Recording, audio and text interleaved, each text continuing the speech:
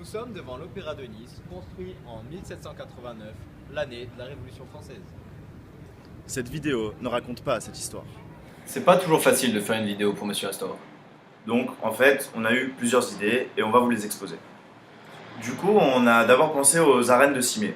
Et on a fait plein de recherches, on a regardé tous les trucs. Et franchement, c'était pas le plus intéressant qu'on pouvait trouver. Du coup, après, on a pensé à la villa de Ben. C'est un artiste niçois qui habite un peu dans les montagnes. C'est pas Mais top bon. non plus. Ouais, c'était pas top non plus. Ensuite, on a pensé à le faire sur la Corse, plus précisément sur Calvi, mais on n'avait pas le temps de faire un aller-retour Calvi-Nice. Du coup, on a dû encore changer d'idée. Puis on a choisi l'idée de facilité.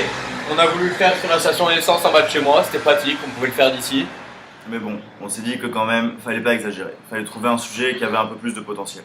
Donc on voulait prendre quelque chose qui nous tenait vraiment à cœur, qui était vraiment important pour nous. Qui nous correspondait et qu'on utilisait peut-être tous les jours. Mais sans forcément s'en rendre compte, voilà, de banal. quelque chose de sympa. Donc on a beaucoup réfléchi au sujet et on n'a pas eu d'idée. Non. Je vois pas sur quoi on pourrait le faire cette vidéo. Ouais, non, j'ai pas d'idée là. À part, enfin, peut-être le RUL. Bah non. Ou à la limite le palais de la Med. Ouais, enfin bon, le palais de la Med, c'est le RUL, c'est pareil. Ouais, c'est vrai. C'est vrai. Ah oui.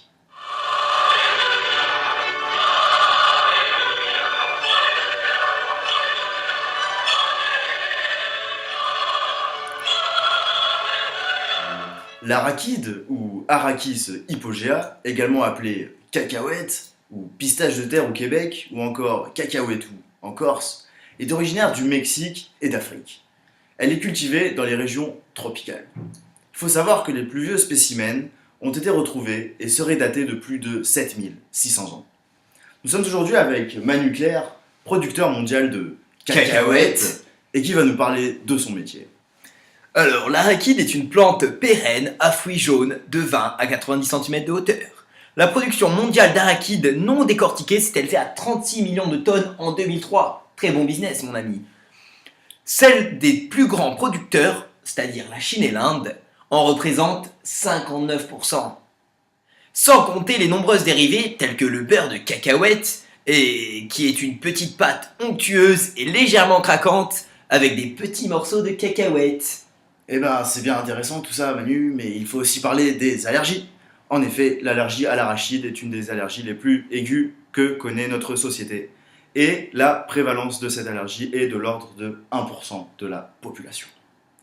Mais ce dont je vais vous parler aujourd'hui, monsieur Claire, c'est surtout des traces d'urine retrouvées dans les cacahuètes dans les bars.